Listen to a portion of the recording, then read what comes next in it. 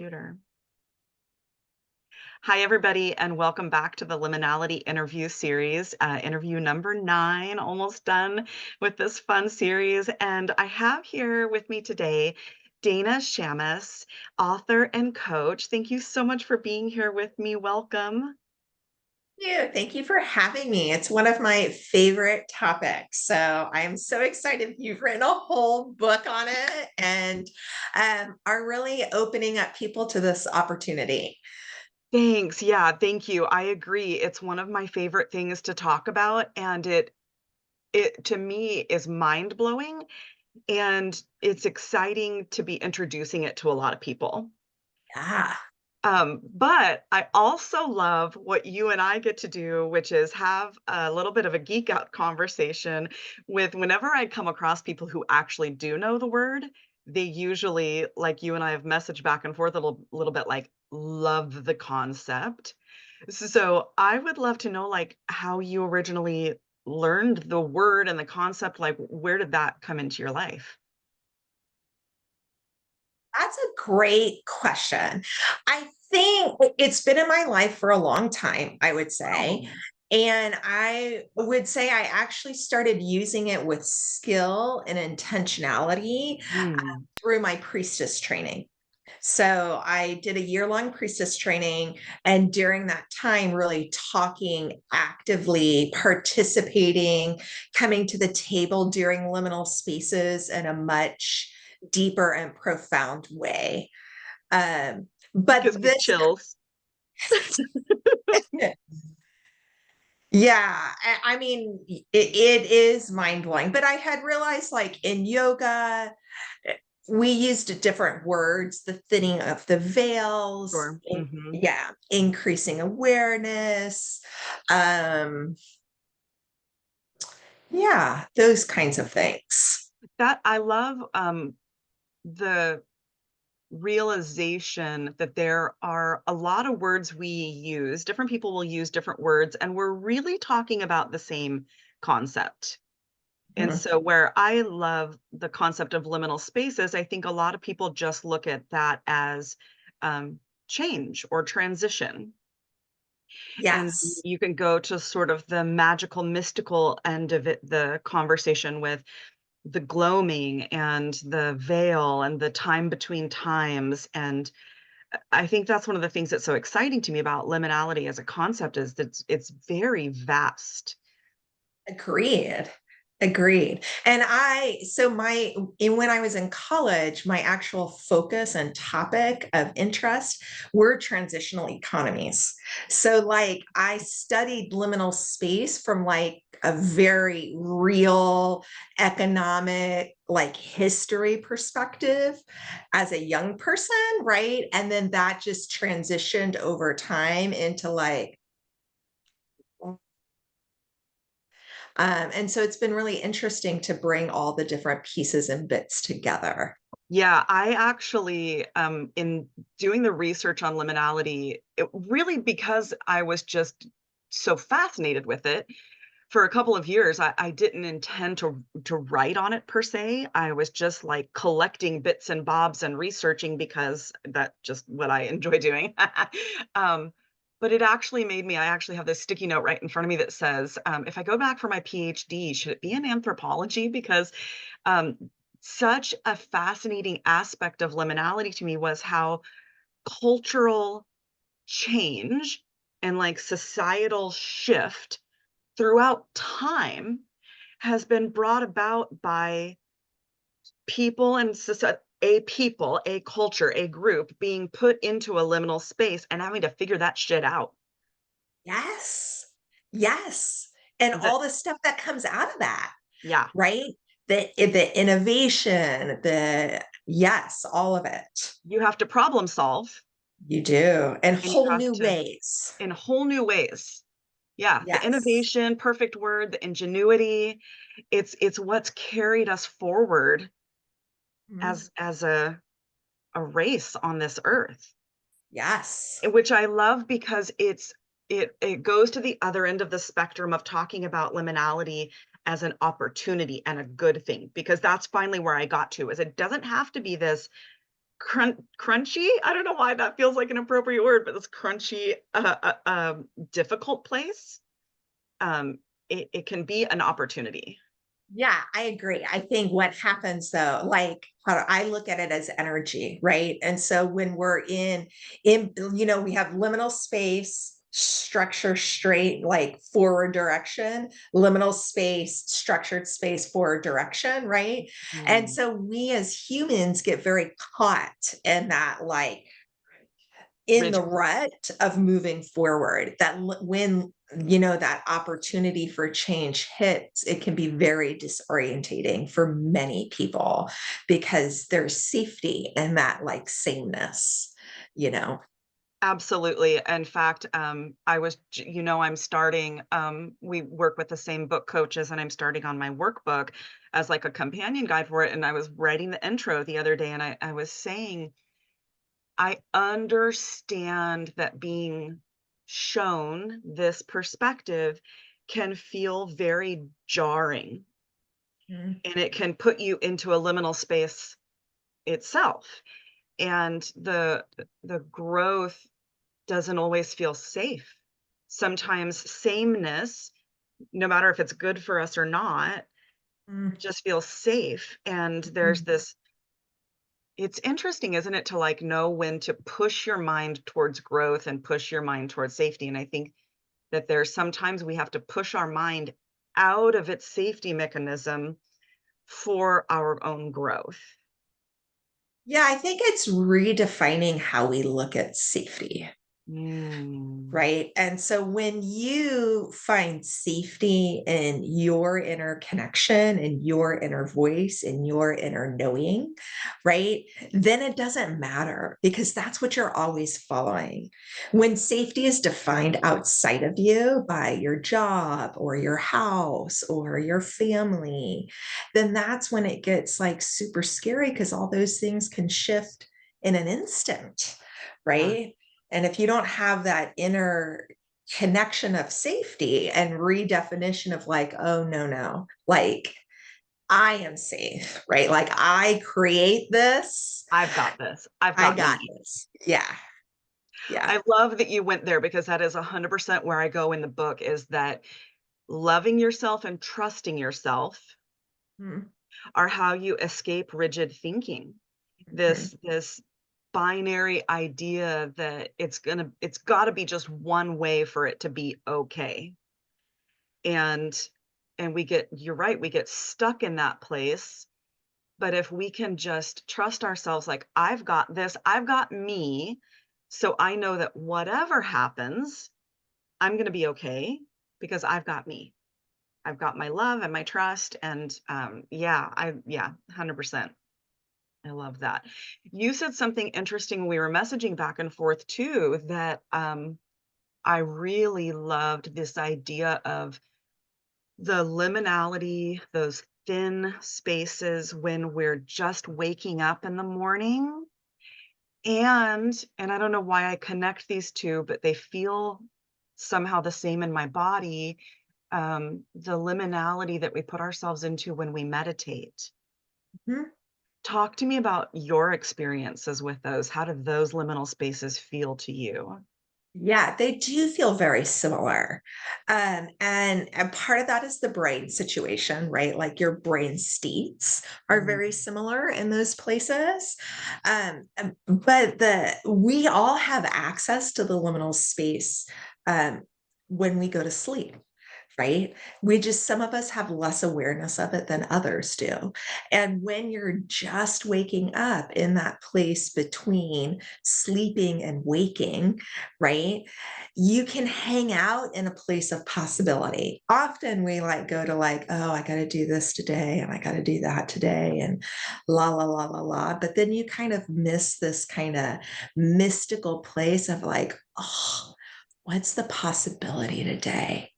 What am I excited about? Right? What's the universe going to deliver on my plate today? How cool is that going to be? How amazing is that? and Right? even to look back at your dreams, those little bits and snippets that you remember, and let that be a fuel for play and imagination. Like, wow, where did I just go? That's weird. Yes. I wonder why, and just to let yourself stay there in a little while. And I actually did a practice last fall, where I told myself before I fell asleep at night, I want to remember my dreams in the morning. Mhm. And even just tell I just so believe in leading your brain. Like, our brains Yeah. believe what we tell them.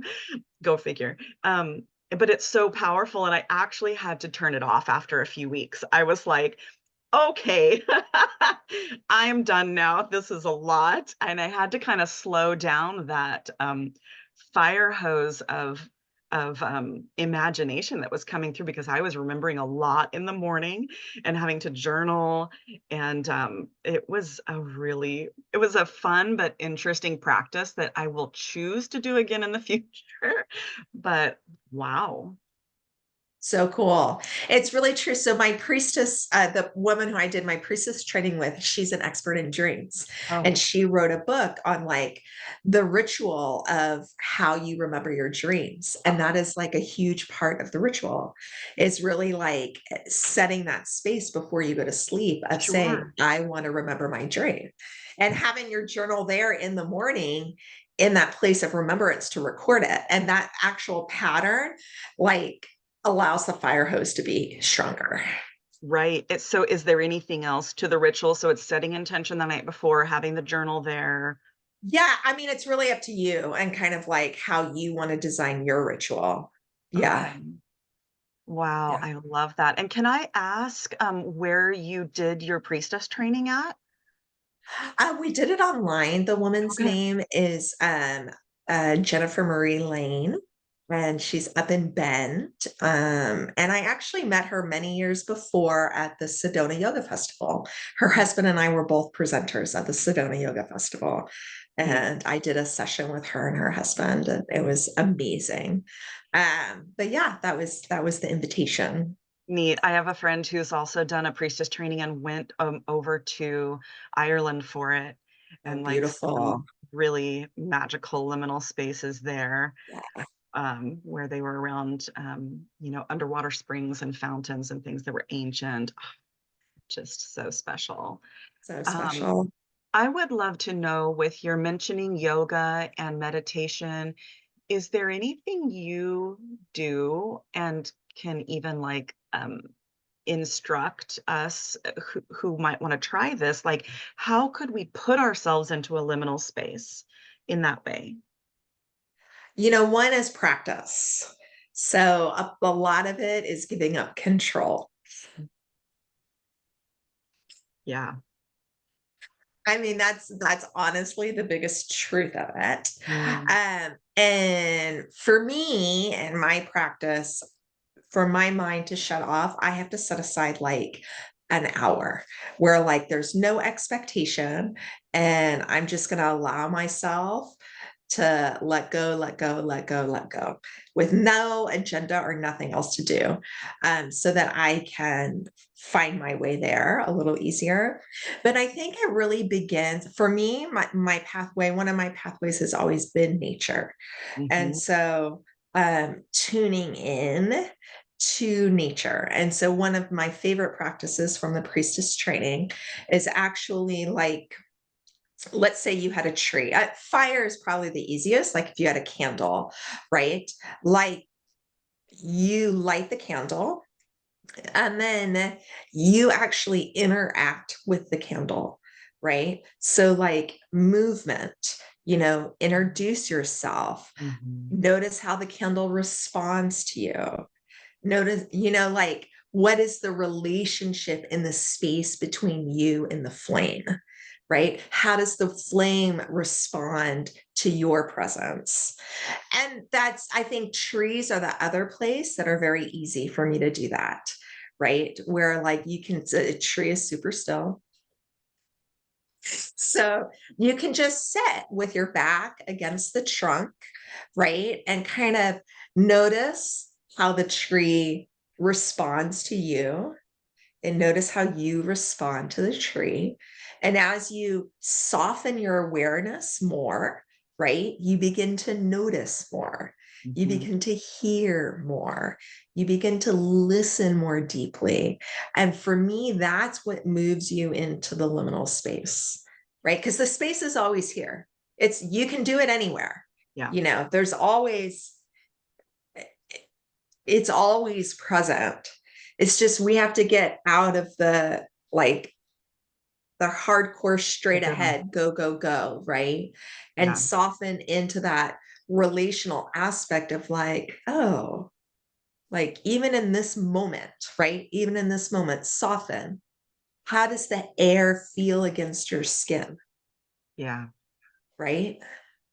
I love what you're saying. It's so very much where I'm at, um, spiritually, really. Just some of the Celtic practices that I looked into last year are a lot about noticing.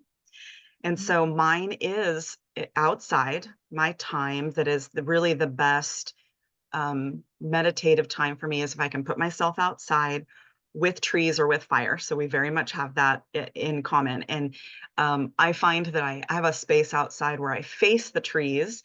And it's funny how I was imagining as you were saying, how does the candle, how does the fire interact? You know, there's this, to me, it feels like a dance, right? Or a flow of Yep. energy and movement. And the trees feel the same to me. Mhm. Up here on the top of the hill, we have this swoosh of wind, this very special wind that comes right up the edge of our property. So we usually have some movement. And it's those times that I can really, like you're saying, kind of, I hadn't put those words to it, but yeah, it's a release of control. It's almost a release of focus, and it's just noticing, it's just listening, and it's opening myself up to being in the moment. And I think that that's finally when things can come to the surface in my mind that weren't allowed to before. They didn't have the freedom to Mhm. break into my day with that Mhm. go, go, go focus. What's next? What's next? So, yeah, thank you so Mhm. much for helping me kind of put words to a shared Yeah, experience. Sounds like that's really of awesome. course. Yeah. And infinite Um, curiosity. I would say that's the other big one. yeah, absolutely. I think Yeah. Not having, curiosity and connection to me is like where it's at. yes, exactly. 100%. And I think sometimes as women, that's a little hard because I feel like we've been trained to know, know, know. Like you should know the answer, right? Like you Mm, need to know. You should know. And so coming into this place of being curious of like, you don't know. So ask, right? Like just let more oh, come forward. yeah, boy, that's really firing off a lot of things for me. I think I had never made the connection before, but as women, I think for me in the faith tradition I was raised with, there was a very rigid knowing. There's no curiosity and there's no being in the I don't know. There's no middle mystery. Right. There's a you need to know and you need to be sure, and there was a fear of not knowing. Right. And what I had found just the most beauty and freedom from that middle space of not knowing.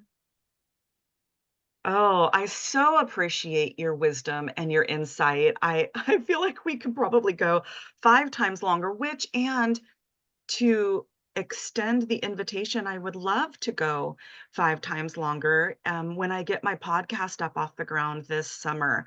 I think Beautiful. this might even be a fun kickoff Okay. Yeah. conversation I'd that love that. let's do a take 2, Okay. and, for now, I'm gonna post this tonight on my socials. I'm doing a little bit of rearranging. I know, you expect it to be, on Thursday night on the 16th. I'm gonna put it on tonight, which will be really fun to see Uh, it there. Please feel free to post any of your, coaching services or your author, information on that post and just let people see you and experience you more. Thank you so much for being here with me. This was so lovely. And everybody keep being your most authentic self. Get curious, go be liminal.